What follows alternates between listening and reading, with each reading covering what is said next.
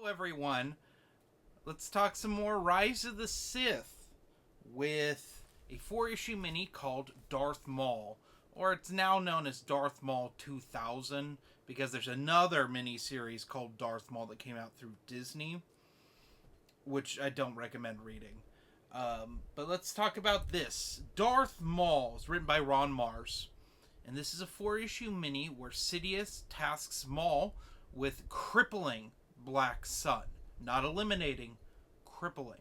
So this acts as a lead into both Shadowhunter and Shadows of the Empire.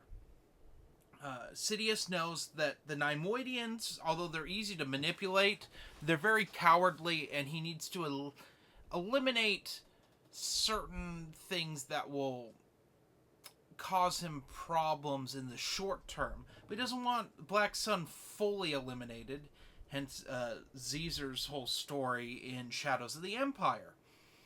So Darth Maul is tasked with infiltrating Black Sun and just eliminating most of its hierarchy, enough that it just throws them in shambles so they won't affect the invasion of Naboo. So we're getting real close to Phantom Menace here. And I must say, Ron Mars really got Darth Maul and how you write Maul.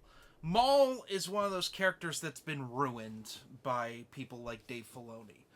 Maul doesn't talk. He doesn't talk all that much, I should say. He does talk sometimes. But it's very rare when Maul will interact with someone. Whereas in the new canon and with TCW, once he got his cut in half, he never shuts up. It's terrible. What they've done with the character of Maul is just dastardly. It's terrible. And as like someone who's a fan of this comic, it's really frustrating to read stuff with Maul. Because quite frankly, there aren't many good Maul stories. And it's really these early ones. With Shadowhunter, this, the short story Saboteur. So, like a couple Tales stories that are okay. And then it's a long break. And then you start getting like the return of Maul with Visionaries, which was Infinities, and not very good Infinities stuff at that, being made canon. And then you have comics like Son of Dathomir, Death Sentence, The Sith Lords or Sith Brothers. It's one of those digest TCW tie-ins where like no one likes those really.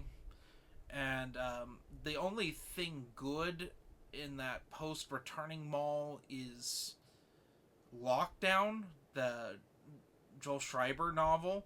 And even then, it's kind of baffling that even exists in hindsight. It's very good for what it is, but it's kind of baffling. But out of all these Darth Maul stories we've gotten, the best one is this. I know Shadowhunter is really good, and so are Lockdown and Saboteur. They're all very good stories. But this is truly, if you were to read only one Darth Maul story, this one. This is the one you should read. The art's perfect. The writing's perfect. It is a really fast-paced read. It is, in my opinion, the best comic to come out of the Phantom Menace tie-in comics. Which I've talked about a lot of those now. Almost all of them. We only have a couple left. And most of them have been garbage. You've seen me complain about them. Sure, Prelude to Rebellion is awesome. Jedi Council Acts of War, also awesome. But there's some issues with these. Prelude to Rebellion is a minor character, you know? You're not getting a main character with these. And like the YA front was covered with Jedi Apprentice, which is just great tie-in material.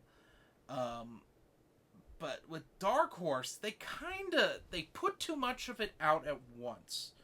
So, sure, we get Prelude to Rebellion, and then Vow of Justice, and then later something like Outlander, which we'll get to a ways from now. It's not even in this omnibus. But Outlander technically happens after Phantom Menace, from what I remember.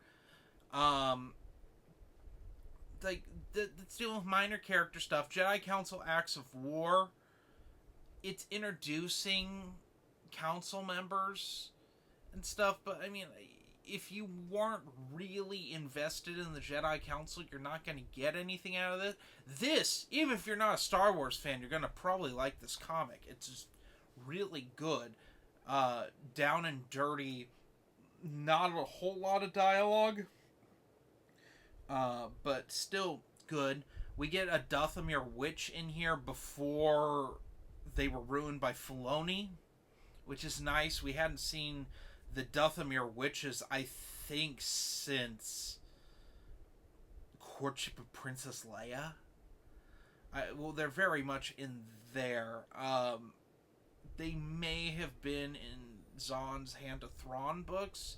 I can't remember.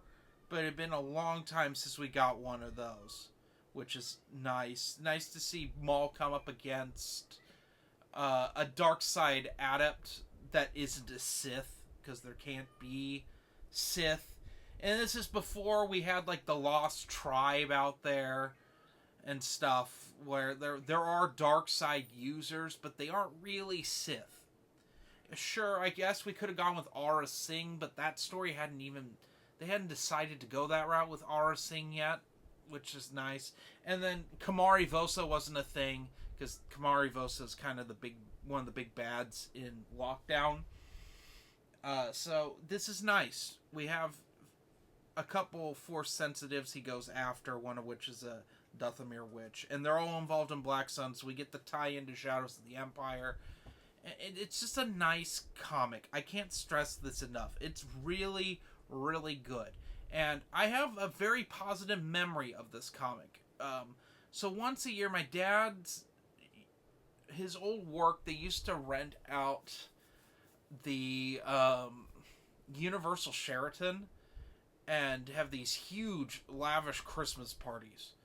And my parents and I took me and my sister one time to them. It was kind of a pain for them, because we went to Universal Studios after, and that's when I discovered the comic book shop Out of This World Comics, which is where I actually ended up picking up Infinity's The Empire Strikes Back, which I had found a single issue of, issue 3 of 4, I believe, back in the day at like a used bookstore for like a quarter.